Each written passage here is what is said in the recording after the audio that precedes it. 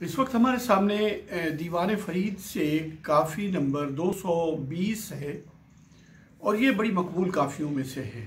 बहुत गाई गई है, कमाल से गाते हैं लोग। और जिसने किसी भी काफ़ी को गाया है तो वो कोशिश करता है कि उसके साथ इंसाफ करे, क्योंकि गुलकार ये कहते हैं कि जब हम कोई भी कलाम गाते गाते के जब काफ़ी की तरफ आते हैं तो हमारे अंदर की कैफियत तब्दील हो जाती हैं।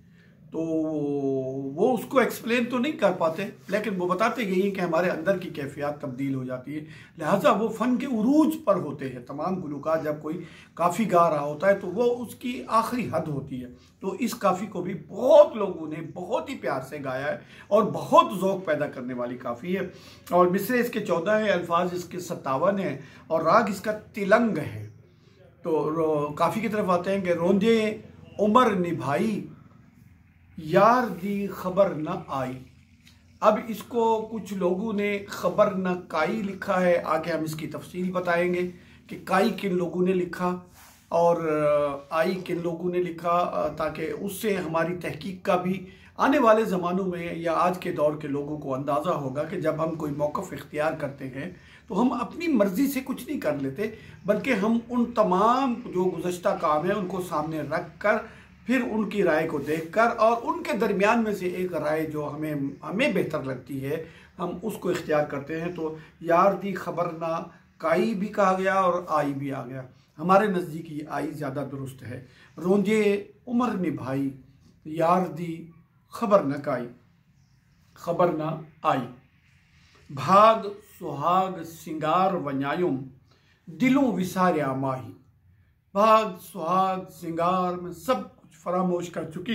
ये काफ़ी जो है गज़ल की हैयत में है, गज़ल की हैयत में है। और भाग सुहाग सिंगार वन्यायुम, दिलों विसारिया माही। दूर गिया वल आया नाही, मरसा खाकर फाई।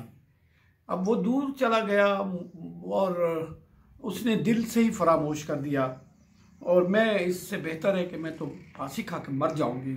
मरसा खाकर फिर वापस नहीं आया, मैं फांसी खा के मर जाऊंगी। इश्क नहीं कई नार गज़ब दी, चिड़िंग चुआती लाई। ये इश्क नहीं है, ये तो कोई गज़ब की आग है। ये चिड़िंग कहते हैं शरारे को, चिड़िंग कहते हैं चिंगारी को।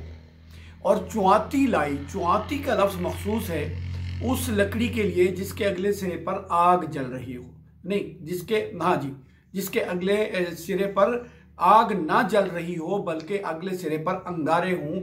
आग तो हो लेकिन अंगारों की शक्ल में हो। जिस लकड़ी के अगले सिरे पर अंगारों की तरह से आग होगी वो है चुआती। और जिसके अगले सिरे पर आग जल रही होगी वो है लंबी या उलंबी। तो इश्क नहीं कई नार गज़ब दी, चिड़िंग चुआती लाई। जो बन सारा रूप गंवायुम, दर्दे मार मुसाई। मुझे दर्दों ने फरिफ्ता किया, उसके जो बन गया, मेरा रूप गया, सब कुछ मैं ज़ाय कर बैठी। दर्दों ने मुझे तबाह और बर्बाद करके ख़त्म कर डाला। और फ़ख्रुद्दीन मिठल दे शौकों, दम दम पीड़ सवाई। और वो मेरे मुर्शिद करीम जो है फ़ख्रुद्दीन, मिठल माने होता है महबूब, मीठा, महबूब शीरी। उनके शौक़ में कुछ लोगों ने इसे इश्कों भी लिखा है, वो भी हम तफसील बता देते हैं। फ़ख्रुद्दीन मिठल दे शौकों, दम दम पीड़ सवाई।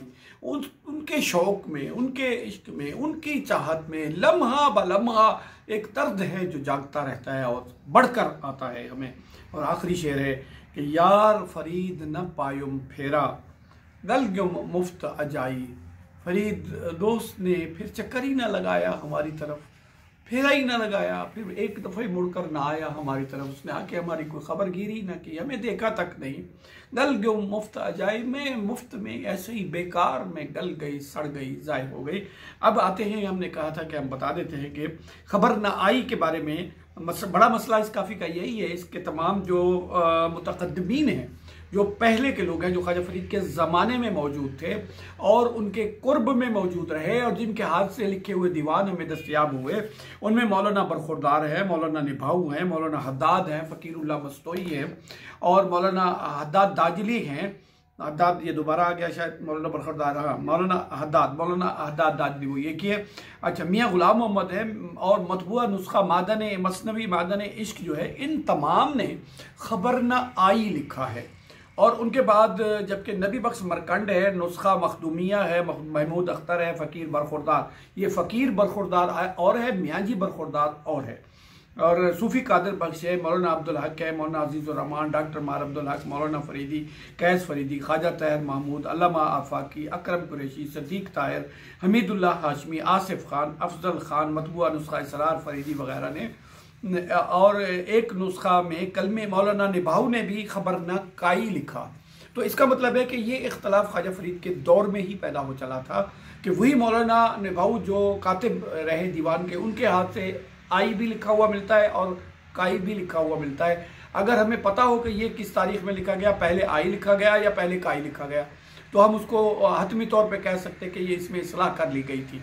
लेकिन चूंकि हमें नहीं मिलता तो हमने उसे आई रहने दिया है और काई के भी बता दिए है। ये बताने का मकसद सिर्फ ये था कि दीवान फरीद पर काम करते हुए ये मिठल दे शौकों, ख्वाजा फरीद मिश्कों और शौकों को ये मौलाना अजीज़ुर रहमान, मार अब्दुल्ला, अफजल खान वगैरह ने दे इश्को लिखा है। इस तरह कलाम फरीद से काफ़ी नंबर 2 अपने इख्तिताम को पहुँची।